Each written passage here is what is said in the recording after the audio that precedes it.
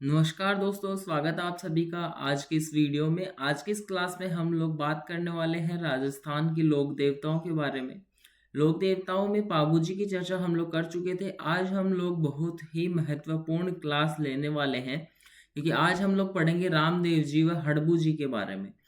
रामदेव जी एक ऐसे लोक देवता हैं जिनसे हर एग्जाम में प्रश्न पूछा जाता है, और सिलेबस में भी अगर आप लोग देखें तो संत संप्रदाय जो टॉपिक है वो हर एक एग्जाम में रहता है। अगर आप लोग ये वीडियो मिस करते हैं तो आपका प्रश्न तो गलत होगा, ठीक है। साथ ही आप लोगों को कुछ एक ऐसे प्रश्न भी बताऊंगा कि किस तरीके से प्रश्न पूछे जाते हैं, ठीक है। तो वीडियो को एंड तक जरूर देखिएगा, और चलिए शुरू करते हैं। रामदेव जी के बारे में बात करते हैं। सबसे पहले हम लोग रामदेव जी के बारे में देखें तो इनके अन्य नाम देख लेते हैं। तो देखिए, इन्हें कुष्ठ या हेजा का देवता के नाम से भी जाना जाता है। कुष्ठ या हेजा का देवता, ठीक है। और बात करें तो इन्हें रूणेचारा धनी कहा जाता है।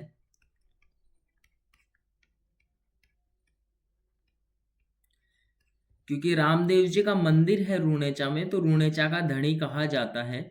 और बात करें तो रामदेव जी को आपने नाम सुना होगा, रामशाह पीर के नाम से भी जाना जाता है। रामशाह पीर, इन्हें पीरों के पीर भी कहा जाता है।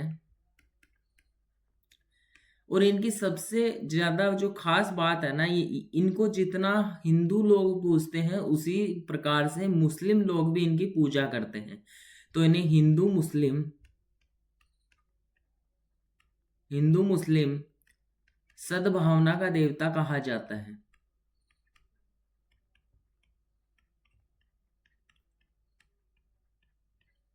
हिंदू मुस्लिम सद्भावना का देवता इन्हें कहा जाता है, ठीक है।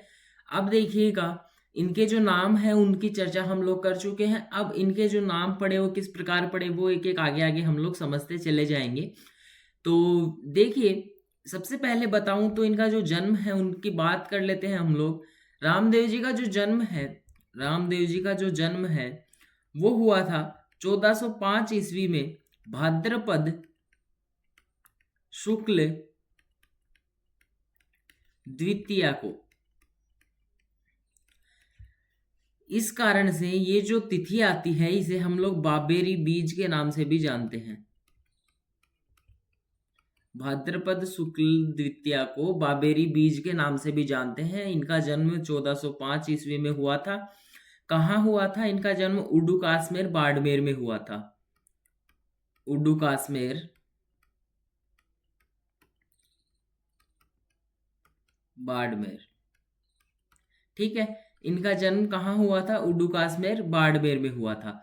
अब देखिएगा, इन्हें मैंने आपको जो नाम बताए वो आप लोगों को याद रखने, क्योंकि एग्जाम्स में ना लोक देवताओं के नामों से प्रश्न पूछकर काफी कंफ्यूज किया जाता है।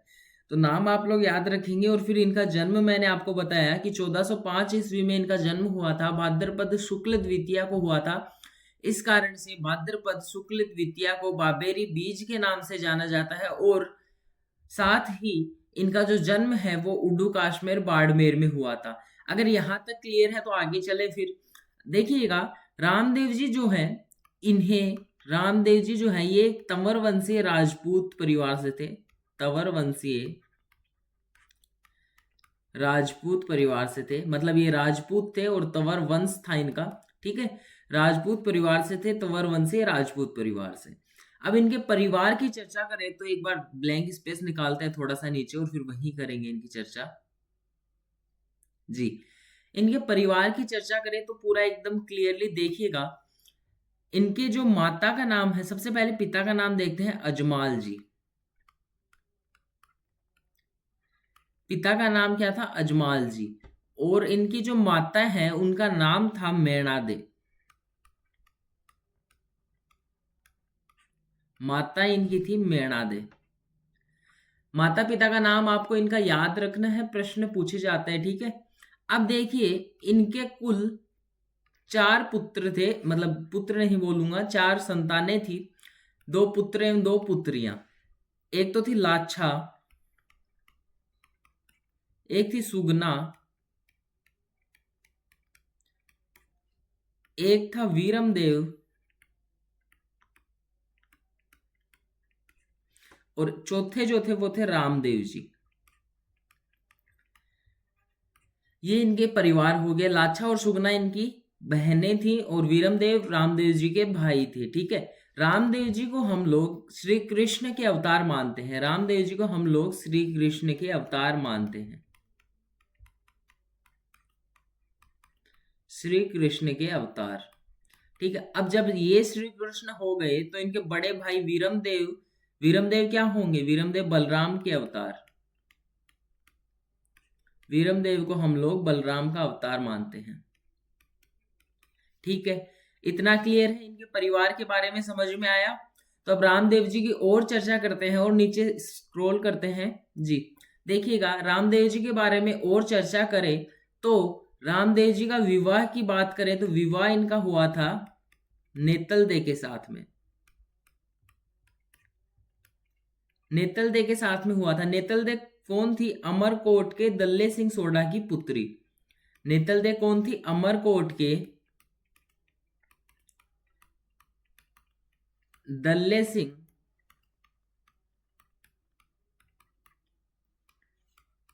सोढ़ा की पुत्री। इतना क्लियर है? एक एक चीजें हम लोग देखते चले जाएंगे और फिर पूरा का पूरा हम लोग वापस से रिवाइज करेंगे। तो देखिए, मैंने आपको बताया कि रामदेव जी की दो बहिनें थी, लाछा और एक थी सुगना। ठीक है, दो इनकी बहनें थी, एक इनके भाई थे जिन्हें हम लोग बलराम के अवतार मानते हैं, वीरमदेव। स्वयं रामदेव जी को हम लोग श्री कृष्ण के अवतार मानते हैं। रामदेव जी का विवाह हुआ था अमरकोट के दल्ले सिंह सोढ़ा की पुत्री नेतल दे के साथ में। रामदेव जी का विवाह हुआ था नेतल दे के साथ में। और बात करें तो इनके जो गुरु थे रामदेव जी के, एक मिनट जी, रामदेव जी के जो गुरु थे वो थे गुरु बालीनाथ। ये वही गुरु है जो मैंने आपको कल की क्लास में बताए थे। ठीक है, वही गुरु है जो मैंने आपको कल की क्लास में बताया था। और रामदेव जी का घोड़ा लीला घोड़ा, लीला। ठीक है, घोड़े का नाम था लीला। इतना क्लियर है? अब आगे चलते हैं और आगे बात करते हैं। इन्होंने दो शहर बसाए थे। ठीक है, एक तो इन्होंने बाल्यावस्था में ही शहर बसाया था। बाल्यावस्था में कौन सा शहर बसाया था वो देखिएगा। देखिए, एक ना जगह है, वर्तमान में तो पोखरण है लेकिन सातलमेर तब बोलते थे, सातलमेर। सातलमेर में भैरव राक्षस का कब्जा था। ठीक है, भैरव राक्षस का आतंक था, भैरव राक्षस का आतंक था। लेकिन रामदेव जी ने भैरव राक्षस से वध किया, भैरव राक्षस का युद्ध करके। लेकिन रामदेव जी ने भैरव राक्षस के साथ में युद्ध करके इसका वध किया और जो सातलमेर या मैं कहूं पोखरण, इसे पुनः बसाया था, पुनः बसाया। इतना क्लियर है? तो पहला शहर हो गया पोखरण। उसके बाद में बात करें तो जो पोखरण है इन्होंने अपनी भतीजी के विवाह में दहेज में दे दिया। भतीजी के विवाह में दहेज में दे दिया। अब भतीजी का विवाह कहाँ हुआ था वो बताऊं तो जगमाल मालावत के पुत्र हमीर के साथ में हुआ था, लेकिन वो इतना इंपॉर्टेंट नहीं है, पढ़ने की आवश्यकता नहीं है। आप लोग इतना याद रखिए कि पोखरण इन्होंने अपनी भतीजी के विवाह में दहेज में दे दिया था और स्वयं के लिए फिर एक रूणेचा शहर बसाया था। ठीक है, रूणेचा, रूणेचा वर्तमान में रामदेवरा भी बोलते हैं हम लोग। तो ये शहर बसाया था। इसीलिए रामदेव जी को मैंने आपको स्टार्टिंग में बताया था क्या, कि रामदेव जी को रूणेचारा धनी कहा जाता है। समझ में आया? समझ में आया ना? अब बात करते हैं आगे और वापस नीचे चलते हैं। अगर यहां तक कोई डाउट हो तो कमेंट सेक्शन में फटाफट से कमेंट कर दो। अब रामदेव जी ने क्या किया, जो रूणेचा शहर बसाया था वहां पे एक राम सरोवर तालाब की स्थापना की। राम सरोवर तालाब की स्थापना। रामदेव जी ने क्या किया, जो रामदेवरा शहर बसाया वहां पे राम सरोवर तालाब की स्थापना की और मैं बताऊं, अभी बता दूं, मैंने सोचा लास्ट में बताएंगे बट कोई नहीं। भाद्रपद सुदी एकादशी, भाद्रपद सुदी एकादशी, ठीक है, भाद्रपद सुदी एकादशी 1458 ईस्वी को इसी तालाब या इसी के किनारे जीवित समाधि ले ली थी, जीवित समाधि ले ली थी।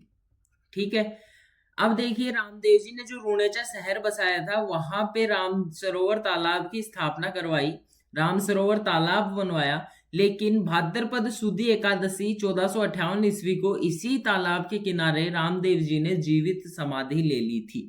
इतना क्लियर है। अब देखिए रामदेव जी के मेले की बात करते हैं, तो रामदेव जी का जो मेला है वो भरता है भाद्रपद भाद्रपद शुक्ल द्वितीया, जिस दिन रामदेव जी ने जन्म लिया था, भाद्रपद शुक्ल द्वितीया, जिसे बाबेरी बीज भी कहा जाता है। भाद्रपद शुक्ल द्वितीया से भाद्रपद शुक्ल एकादशी, जिस दिन रामदेव जी ने जीवित समाधि ली थी।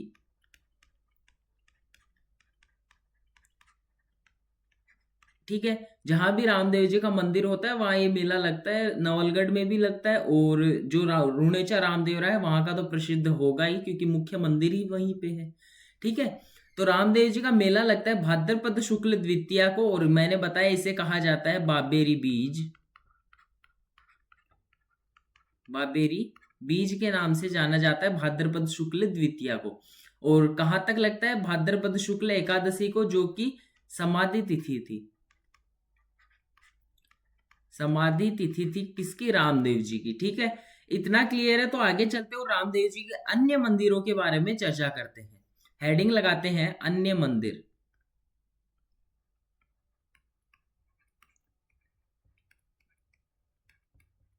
अन्य मंदिर। अब रामदेव जी के टोटल हम लोग 4 अन्य मंदिर पढ़ेंगे।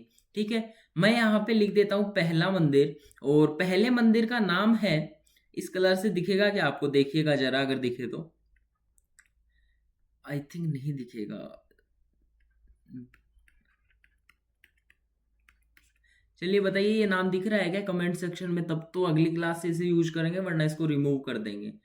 बताइए, कमेंट में बताइए, तब तक रिस्क नहीं लेते हैं आप लोग। कमेंट में बताइए क्लियरली आपको विजिबल है क्या ये नाम।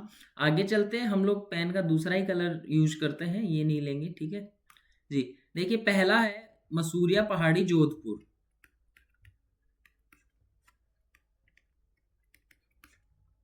मसूरिया पहाड़ी जोधपुर। तो पहला मंदिर कहाँ पे हो गया? मसूरिया पहाड़ी जोधपुर। अगला जो दूसरा मंदिर है वो है बिराटिया पाली,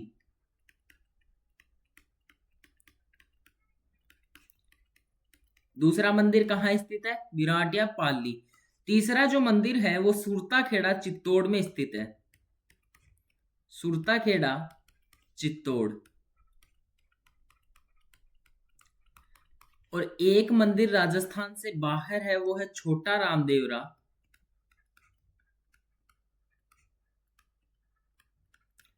ये है गुजरात।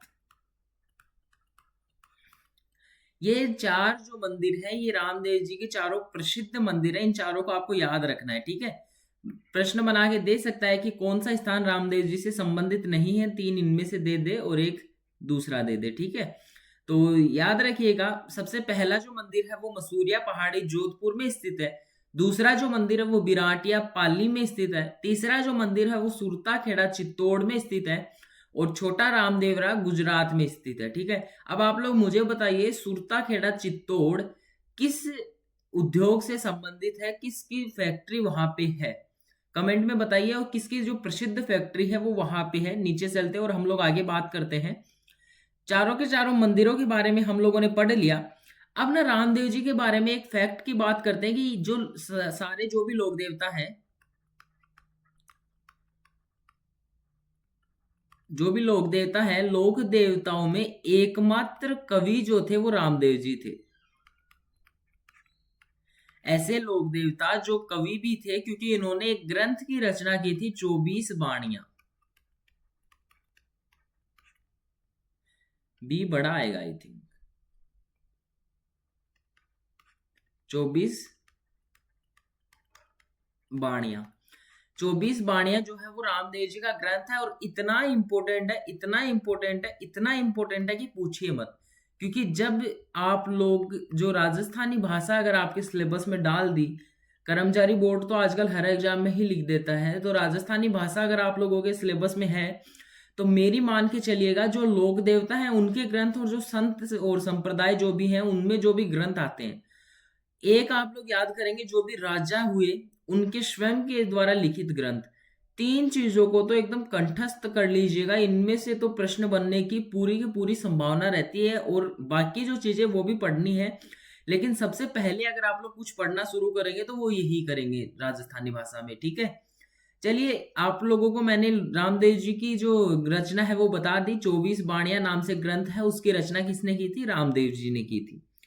आगे चलते हैं और इनको अब बताता हूं मैं आपको, हिंदू मुस्लिम सद्भावना का देवता क्यों कहा जाता है। देखिए ऊपर हमने पढ़ा था, हिंदू मुस्लिम सद्भावना का देवता इन्हें क्यों कहा जाता है, ये मैं अब आपको बताता हूं। देखिए रामदेव जी जो थे, रामदेव जी जो थे उन्होंने समाज में व्याप्त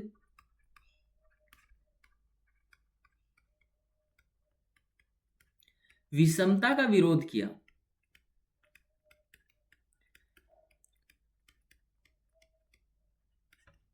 समाज में जो मतलब लोगों को जो चीजें बांटती थी ना, जैसे मतलब जो पहले ऐसे पुत्र और पुत्री में भेदभाव होता था और छुआछूत थी, तो इन सभी चीजों का रामदेव जी ने विरोध किया था, जिस कारण से मुस्लिम लोग भी इन्हें मानते थे, क्योंकि छुआछूत की जो थी वो मुस्लिमों में भी थी और हिंदुओं में भी थी। ठीक है, तो रामदेव जी हिंदुओं में भी पूज्य है और समान रूप से मुस्लिम में भी पूज्य है। ठीक है, इसी कारण से इन्हें हिंदू मुस्लिम सद्भावना का देवता कहा जाता है। ठीक है, अब देखिए आगे बात करते हैं, और आगे बात करें तो इनकी एक धर्म बहन थी, धर्म बहन का नाम था डाली बाई।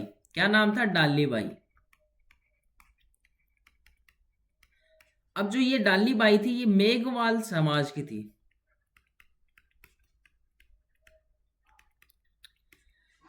डाली बाई थी इनकी धर्म बहन, मैं यहां लिख देता हूं धर्म बहन। और जो इनकी धर्म बहन डाली बाई थी वो मेघवाल समाज की थी, जिस कारण से रामदेव जी मेघवाल समाज में भी पूज्य बन गए। ठीक है, अब डाली बाई ने क्या किया, रामदेव जी से एक दिन पूर्व ही जल समाधि ले ली। ठीक है, रामदेव जी ने कब ली थी? एकादशी को।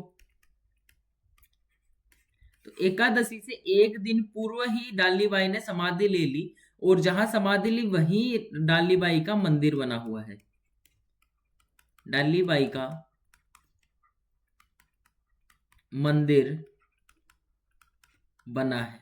ठीक है, इतना क्लियर हुआ, तो आगे चलते हैं। बताइए यहां तक अगर कुछ भी डाउट है तो कमेंट सेक्शन में बताइए, अगर कुछ भी डाउट हो तो। अब हम लोग कुछ एक टर्मिनोलॉजी की बात करेंगे, रामदेव जी से संबंधित कुछ एक शब्दावलियों की चर्चा करेंगे। और देखिए सबसे पहले तो मैंने जो आपको बताया कि जो मेघवाल समाज है, मेघवाल समाज में भी रामदेव जी प्रसिद्ध हुए। क्यों? क्योंकि इनकी जो धर्म बहिन थी डालीबाई वो मेघवाल समाज की थी। ठीक है, तो सबसे पहले ही हम लोग बात कर लेते हैं, सबसे पहले बात करते हैं रीखिया। रीखिया क्या है वो बताइए। रीखिया है मेघवाल भक्त रामदेव जी के, मेघवाल भक्तों को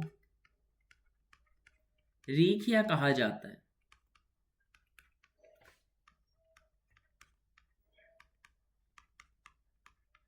ठीक है, दूसरी बात करें तो दूसरे जो जम्मा, एक शब्द आता है जम्मा, जुम्मा अलग चीज है और जम्मा अलग चीज है। ठीक है, जम्मा है, जम्मा कहते हैं जागरण को, या फिर मैं कहूं जागरण हटाते रात्रि जागरण को।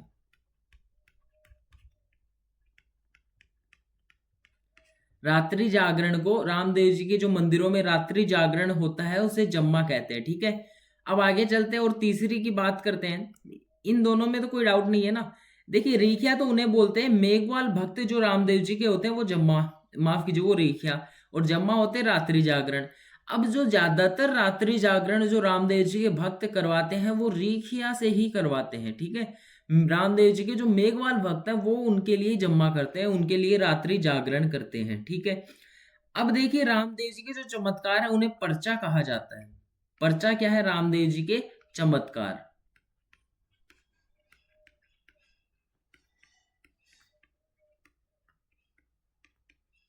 ठीक है, आगे चलते हैं।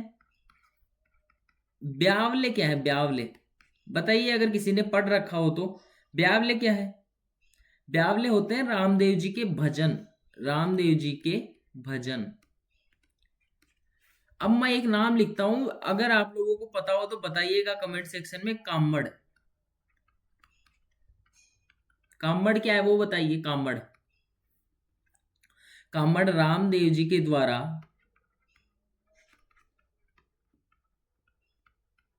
चलाया गया पंथ है।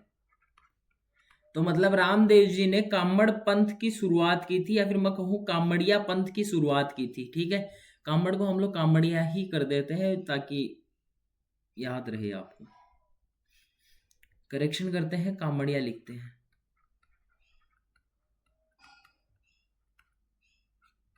कामड़िया पंथ की रामदेव जी ने शुरुआत की थी। पांचों के पांचों जो टर्मिनोलॉजी आपको समझ में आई क्या? बताइए। चलिए एक दो की और बात यहीं पे कर लेते हैं, बाद में क्या ही करेंगे, यहीं लिख लेते हैं। देखिएगा, छठी जो है वो मैं लिखता हूं इनके प्रतीक चिन्ह, या फिर मैं लिखूं पगले। पगले क्या है? रामदेव जी के प्रतीक चिन्ह, प्रतीक चिन्ह। इतना क्लियर है। आगे चलते हैं। सातवीं बात करें तो ध्वजा, या फिर मैं लिखूं ध्वजा नहीं, नेजा। नेजा एक शब्द आता है और बहुत बार एग्जाम में पूछा जाता है। क्या शब्द है? नेजा। नेजा है रामदेव जी की ध्वजा, या फिर मैं कहूं रामदेव जी की पंचरंगी ध्वजा। क्लियर है? रामदेव जी की पंचरंगी ध्वजा क्या है? नेजा। अब सात जो मैंने टर्मिनोलॉजी आपको बताई वो आपको क्लियर है क्या, वो बताइए। अब ये ध्वजा होती है, ये श्वेत रंग की भी हो सकती है, ऐसा मतलब कोई है नहीं श्योर कि 5 ही रंग होंगे, श्वेत होगी या फिर 5 रंग की होगी, ठीक है। अब देखिए आगे चलते हो। रामदेव जी ने जो कामड़ पंथ शुरुआत की थी, जिस कामड़ पंथ की शुरुआत की थी, उस कामड़िया पंथ की जो महिलाएं हैं, कौन? कामड़िया पंथ की महिलाएं, यहां लिख देते हैं। कामड़िया पंथ की महिलाएं ये बाबा के मेले में, मतलब जो मेला भरता है भाद्रपद शुक्ल द्वितीया से लेकर भाद्रपद शुक्ल एकादशी तक, उस मेले में 13 ताली नृत्य करती हैं, ठीक है। ये नृत्य मैंने आपको बहुत पहले भी पढ़ा दिया था पूरा का पूरा, जब हम लोगों ने नृत्यों की क्लास ली थी। अगर आप लोगों ने वो क्लास नहीं देखी है तो आप लोग अभी जाइए चैनल पेज पे, थोड़ा स्क्रॉल करेंगे तो आपको वो क्लासेस मिल जाएंगी, या फिर चैनल पेज पे जाके प्लेलिस्ट में जाइए, वहीं पे आपको वो क्लासेस मिल जाएंगी, ठीक है। तो नृत्य जो है वो हम लोग पहले ही पढ़ चुके हैं। अब देखिए 13 ताली नृत्य क्यों कहा जाता है? क्योंकि इसमें टोटल 13 मंजीरों का प्रयोग किया जाता है, ठीक है। 13 मंजीरों का प्रयोग किया जाता है। किस प्रकार से? 9 मंजीरे बाएं पैर पर, ठीक है, 2 मंजीरे कोहनी पर, और 2 मंजीरे हाथ में लेकर नृत्य किया जाता है। टोटल हो गए ना 13। तो 13 ताली नृत्य करती हैं कौन? कामड़िया पंथ की महिलाएं। ये एकमात्र ऐसा नृत्य है जो बैठ कर किया जाता है, महिलाओं के द्वारा किया जाने वाला एकमात्र नृत्य जो बैठ कर किया जाता है। अब आप लोग मुझे बताइए कि पुरुषों के द्वारा ऐसा कौन सा नृत्य है जो बैठ कर किया जाता है? वो भी मैं पढ़ा चुका हूं, और जिन जिन को याद है फटाफट से कमेंट सेक्शन में मुझे बता दो, और जिन्हें नहीं याद है वो एक क्वेश्चन मार्क छोड़ देना कमेंट सेक्शन में, ताकि मैं वहीं पे आपको रिप्लाई दे सकूं, ठीक है। यहाँ उस चीज को नहीं पढ़ेंगे, आप लोग कमेंट में बता देना, वरना मैं वीडियो की लिंक डाल दूंगा कमेंट सेक्शन में, वहीं से आप लोग जाकर वो वीडियो देख सकते हैं, ठीक है। तो आपको क्लियर हुआ कि कामड़िया पंथ की जो महिलाएं हैं वो 13 ताली नृत्य करती हैं। 13 ताली नृत्य महिलाओं के द्वारा किया जाने वाला एकमात्र नृत्य है जो बैठकर किया जाता है। और एक चीज और आप याद रख लीजिए कि इस नृत्य के दौरान पुरुष गीत गाते हैं और एक वाद्य यंत्र बजाते हैं, चौतारा। तो चौतारा वाद्य यंत्र का इस नृत्य के दौरान प्रयोग किया जाता है। इतना क्लियर है। तो ये एक अलग कॉन्सेप्ट था नृत्य वाला, वो हम लोग पूरा पढ़ चुके हैं। अब चलिए आगे बात करते हैं और आगे चलते हैं। आगे चलें तो आगे हम लोग देखते हैं, हमने जैसे पाबूजी के बारे में पढ़ा तो पाबूजी की फड़ की चर्चा हम लोगों ने की। तो यहाँ पे भी देखते हैं, तो कामड़ पंथ की शुरुआत की तो कामड़ जाति के भोपे ही करेंगे। कामड़ जाति के भोपे। दूसरी बात करूं, रावण हत्था वाद्य यंत्र। ठीक है, रावण हत्था वाद्य यंत्र के साथ रामदेव जी की फड़ का वाचन करते हैं। ठीक है, कामड़ जाति के भोपे रावण हत्था वाद्य यंत्र के साथ रामदेव जी की फड़ का वाचन करते हैं। इतना क्लियर है। तो फड़ के बारे में आपको समझ में आया। अब ना हम लोग ऐसे मतलब छोटे छोटे जो कॉन्सेप्ट्स होते हैं वो पढ़ रहे हैं, तो एक अलग कॉन्सेप्ट निकल के आता है जिसमें कंफ्यूज होते हैं बच्चे लोग। तो वो कॉन्सेप्ट क्या है, देखिए हम लोग एकदम क्लियरली पढ़ते हैं। ठीक है, अगर आप लोगों को पूछे कि जो गीत है लोक देवताओं में सबसे लंबा गीत किनका है, लोक देवताओं में सबसे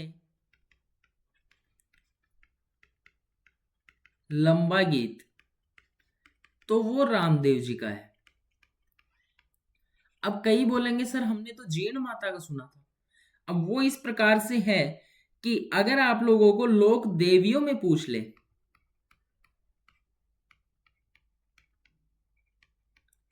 लोक देवियों में सबसे लंबा गीत तो वो जीण माता के हैं। लेकिन अगर आपको कुछ ना दे लोक देवता या लोक देवी, आपको सीधा सीधा बोले सबसे लंबा गीत किनका है, तो अगर मैं लिखूं ओवरऑल, ओवरऑल आपको पूछ ले सबसे लंबा गीत तो वो जीण माता का है। ठीक है, तो आप लोग ऐसे याद रखिए कि लोक देवताओं में रामदेव जी का है, लोक देवियों में जीण माता का सबसे बड़ा गीत है। लेकिन जीण माता का जो गीत है वो रामदेव जी से भी बड़ा गीत है, इसलिए अगर ओवरऑल देखते हैं हम लोग तो जीण माता आंसर होगा। कंफ्यूज हो गए होगे, लेकिन एक दो बार जब वीडियो को रिवाइंड करके देखोगे तो समझ में आ जाएगा। ठीक है, तो यहां तक क्लियर है क्या? अगर कोई भी डाउट हो तो कमेंट सेक्शन में बताइए फटाफट से, अगर कोई भी डाउट हो तो। फड़ में हम लोग एक चीज छोड़ चुके हैं, वो यहाँ दोबारा देखनी पड़ेगी हमें। फड़ का जो चित्रण है सर्वप्रथम, रामदेव जी की फड़ का जो चित्रण सर्वप्रथम वो किया था चौथमल चितेरे ने। चौथमल चितेरे ने। चितेरे क्या होता है? चित्र बनाने वाला। तो फड़ एक प्रकार से चित्रकला में ही भी पढ़ेंगे हम लोग। और चित्र किस प्रकार से है फड़? फड़ होती क्या है? एक कपड़े पे जो उनकी जीवन गाथा है, जो लोक देवता है उनकी जीवन गाथा है, या कोई भी लोग देवियों की भी फड़ होती है तो उनकी जीवन गाथा वो उस पर चित्रित की जाती है और फिर उसका वाचन किया जाता है। ठीक है, तो इस प्रकार से जो फड़ है रामदेव जी की वो सबसे पहली बार जो चित्रित हुई वो चौथमल चितेरे के द्वारा हुई थी। ठीक है, अब देखिए आगे चलते हैं और आगे बात करें तो रूणेचा में मैंने आपको बताया प्रमुख मंदिर है रामदेव जी का। तो रूणेचा में जो पुजारी होते हैं, रूणेचा में पुजारी होते हैं वो रामदेव जी जिस वंश के हैं, मतलब तंवर राजपूत ही होते हैं, तंवर राजपूत। ठीक है, इतना क्लियर है। रूणेचा में पुजारी कौन होते हैं? तंवर वंशीय राजपूत होते हैं। अब आगे देखिए, आगे जैसे एक शब्द आता है, मैंने आपको मेवाड़ राजवंश जब मैं पढ़ाऊंगा तब भी बताऊंगा, महाराजा की आण होती थी, महाराजा की सौगंध। तो आण शब्द सौगंध के लिए प्रयुक्त किया जाता था। ठीक है, जिस पर प्रतिबंध भी लगा, फिर विद्रोह भी किया गया और फिर हट भी गया प्रतिबंध। तो उसी प्रकार से आण होती है रामदेव जी की भी आण। तो बाबा रामदेव की सौगंध को इनके भक्त रामदेव जी की आण कहते हैं। ठीक है, रामदेव जी की झूठी सौगंध नहीं खाई जाती, किसी भी चीज की नहीं खाई जाती, बट आपको याद रखना है, लिखने की कोई आवश्यकता है नहीं इस चीज की। मैं आपको मेवाड़ राजवंश में भी पढ़ाऊंगा। ठीक है, अब देखिए रामदेव जी ही है थे किस प्रकार के नेचर के, मतलब धार्मिक प्रवृत्ति से हम लोग देखें तो किस प्रकार के थे। इन्होंने मूर्ति पूजा का विरोध किया था, मूर्ति पूजा का विरोध किया। ठीक है, और ए जपा जाप, जपा जाप जो प्रवृत्ति है वो अपनाई इन्होंने मतलब मूर्ति पूजा का विरोध किया कि मतलब भगवान कैसे मिल सकते हैं एक मूर्ति में, इस प्रकार की इनकी धारणा थी। तो ठीक है, हमें याद रखनी है कि मूर्ति पूजा के विरोधी थे और जपा जाप की धारणा इनकी थी। ठीक है, अब देखिए, एक मैंने शुरू में आपको बताया था कि पीरों की पीर कहा जाता है, इन्हें क्यों कहा जाता है वो देखिए। स्टोरी ही इस प्रकार से है कि मक्का से पीर आए हुए थे। मक्का में पंच पीर होते हैं, 5 पीर होते हैं, वो आए हुए थे। ठीक है, अब पंच पीपली नामक स्थान पे वो आए रामदेव जी की परीक्षा लेने के लिए, पंच पीपली नामक स्थान पे। अब रामदेव जी के बारे में जब इनको पता चला ना पीरों को कि इस प्रकार से चमत्कारी पुरुष है और बहुत सारे पर्चे दे चुके हैं, तो इन्होंने परीक्षा लेने की सोची। इन्होंने वहां रामदेव जी को भोजन करवाने के लिए कहा, तो रामदेव जी भोजन लेकर आए।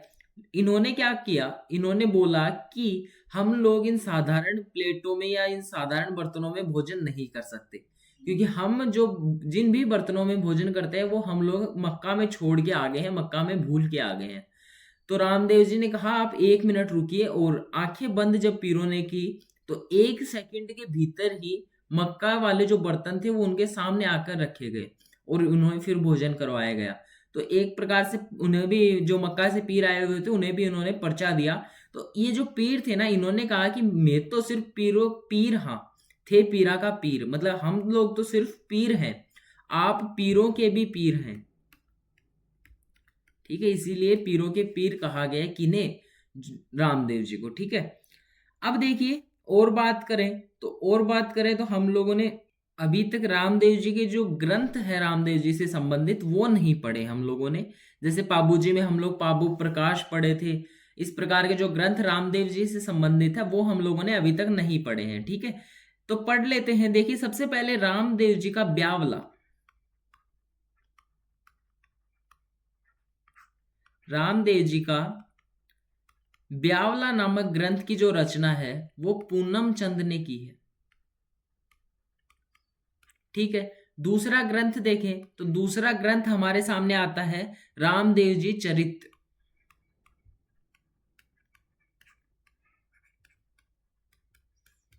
रामदेव जी चरित, इसका जो रचनाकार है, इसके जो रचयिता है वो ठाकुर रुद्र सिंह तोमर है। ठाकुर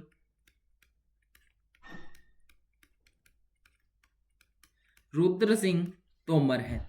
उसके बाद में रामदेव जी प्रकाश, रामदेव प्रकाश पुरोहित राम सिंह द्वारा रचित है।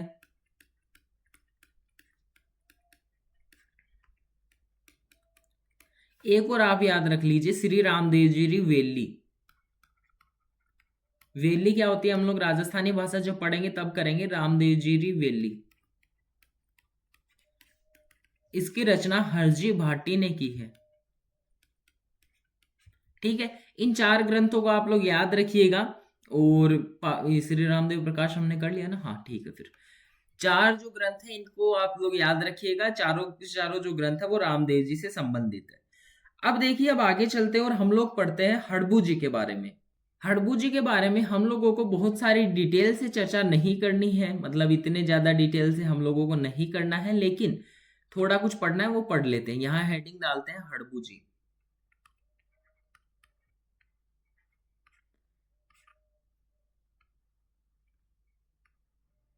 ठीक है, अब देखिए हड़बू जी के बारे में बात करें तो इन्हें शकुन शास्त्री कहा जाता है। ठीक है, 1 मिनट वापस थोड़े पेन की थिकनेस कम करते हैं और अब पढ़ते हैं। इन्हें शकुन शास्त्री,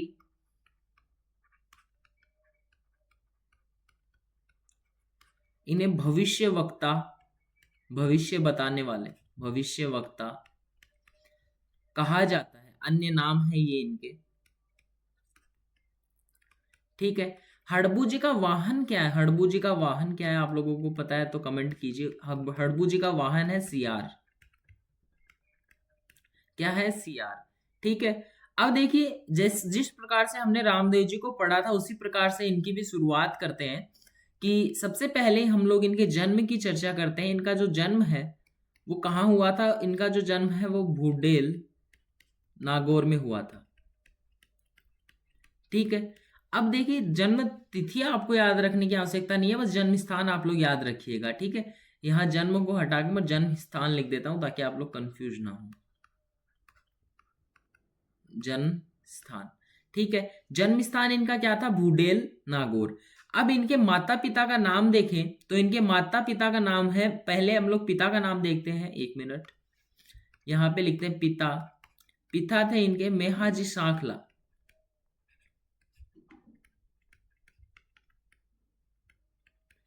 इनकी जो माता थी, इनकी माता का नाम है सौभाग्य कंवर, ठीक है। माता पिता का नाम हम लोगों ने पढ़ लिया। रामदेव जी की माता पिता का नाम हम लोगों ने क्या पढ़ा था बताइए, भूल गए कि याद है? रामदेव जी के पिता का क्या नाम था बताइए, जोर से कमेंट में लिखिए जल्दी से, या फिर अपने मन ही मन में जोर जोर से गुनगुनाइए। पिता का नाम बताइए रामदेव जी के, अजमाल जी, और माता मैणा दे, ठीक है, भूलिएगा नहीं। आगे चलते हैं और इनके आगे, इनके बारे में आगे बात करें तो रामदेव जी जो थे वो इनके मौसेरे भाई थे। इनके मौसेरे भाई कौन थे? रामदेव जी।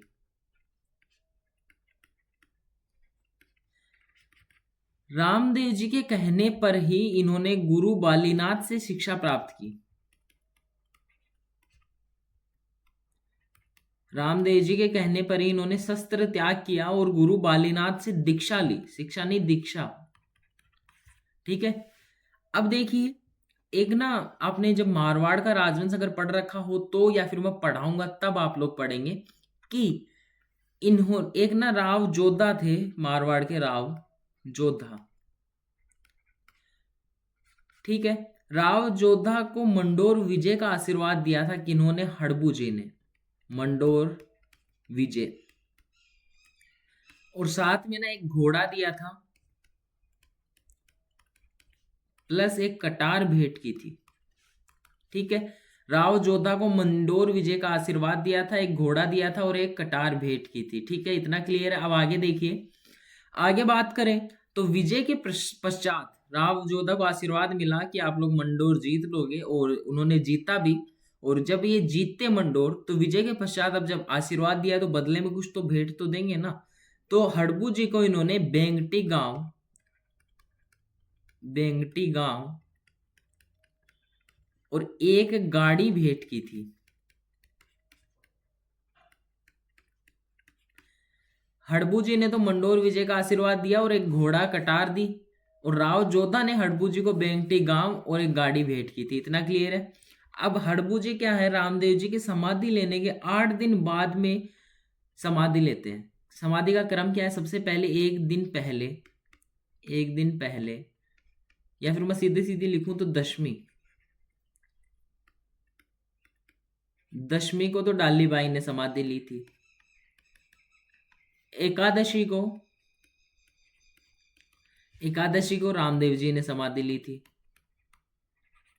ठीक है। और 8 दिन बाद, एकादशी के 8 दिन बाद में क्या आता है? द्वादशी, त्रयोदशी, चतुर्दशी, फिर मावस, ठीक है। 4 तो ये हो गई, फिर 5 और मतलब पंचमी।